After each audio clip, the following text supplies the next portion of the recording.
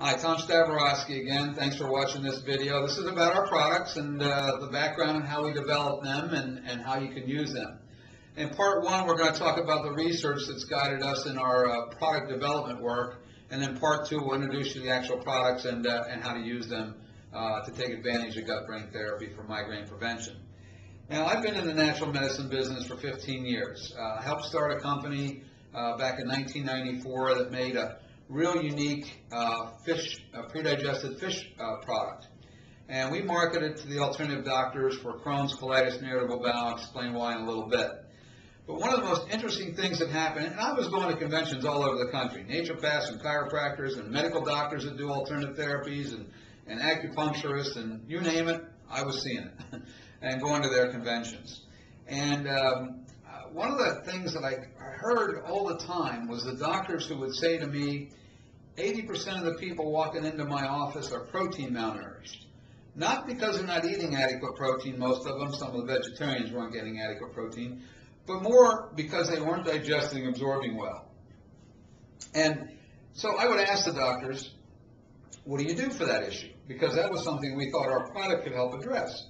And they said, well, initially we would use protein powders and protein shakes, try and get more protein into people. But they didn't digest and absorb those protein products any better than they did the steak or fish or chicken or egg that they were eating. And so we didn't see any therapeutic value from that approach. They said after that we started using individual amino acids or amino acid blends that were shown in research to help trigger certain responses that we were looking to trigger within the body. But the success with that was relatively marginal. We weren't seeing great therapeutic value from amino acids and amino acid blends. The next step is one that you may be familiar with, the use of digestive enzymes, proteolytic enzymes to help us more efficiently digest our protein. And we do see some therapeutic value from that approach, but it's a two-edged sword because there's a concern that in the process of providing the body with digestive enzymes, that we're restricting the body's own enzymatic response. The body's supposed to be making these enzymes to help us digest and absorb our food. So it's kind of a two-edged sword. It helps some people, but it seems that when they stop taking them, the problem's still there. So it's not really solving the issue. Well, because the product that we were introducing was a pre-digested fish protein product, I started looking for all the research I could find on how the body digests, absorbs, and utilizes protein. There's not much out there. It seems that most of modern medical research is looking at pharmacological agents, not nutritional agents. But I did find one area, a surprising area of medical research that answered our questions. That research is the arena of critical care. Now you might think, what does critical care have to do with migraine? And that's a pretty good question. But remember what we're saying is that poor digestive function is leading to malnutrition in the protein metabolism cycles that are making your neurotransmitters and hormones and other things that indeed are related to migraine. Well, in this research, these are critical care as an arena of medical research where they're really concerned about two things. They're concerned about the gut integrity status of the patient, because when these patients are being tube fed directly into their stomach to provide them with, these are people that are end of life or post-surgical or post-trauma where they can't eat, they have to be fed.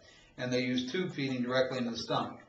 And they're really concerned about two main things: maintaining the gut integrity status so that the bad things in the intestines don't transfer, the bacteria and stuff don't get into the bloodstream, because that can lead to infection throughout the body and lead to death.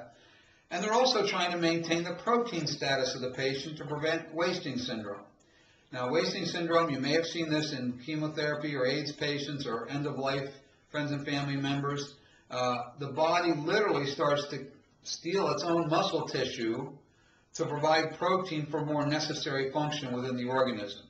So doctors in critical care are watching gut function, and they're watching how well the body is protein nourished. And the research compares three types of feeding formulas that are available for this enteral, what's called enteral, directly into the stomach feeding. Those formulas that are based in intact protein, those that are based in free amino acids, which are the smallest building block of protein. There's some 20-some amino acids that make up proteins. And those that are based in small chain peptides, small chains of amino acids still linked together. Now, most doctors were taught in their training that the body digests all protein down to amino acids. Only amino acids cross the gut barrier where they then get into the bloodstream and go to various organs to be formed into the internal body proteins. But this research shows very clearly that the body digests most protein down to a combination of amino acids and small chain peptides.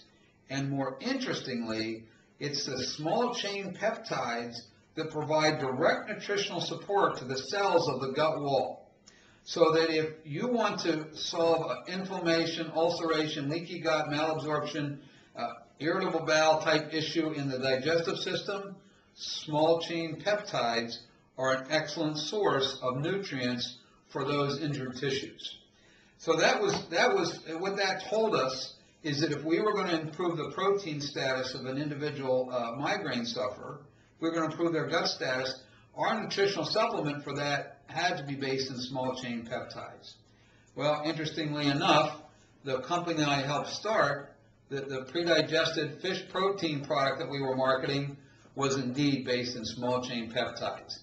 It was quickly recognized by the doctors I was meeting as the most therapeutic source of protein they had ever utilized. It proved to be excellent for the Crohn's, colitis, irritable bowel, leaky gut, malabsorption crowd. And so we started, we indeed grew, and interestingly enough, one of the things that I would hear from some of the doctors, and you'll learn this in one of our other videos some more, was that some of the doctors were seeing improvement in their migraine patients when they used this peptide-based fish protein. So in part 2, we're going to introduce our products, talk to you about their formulation and some other components that were important in developing the products, and explain to you how to use them.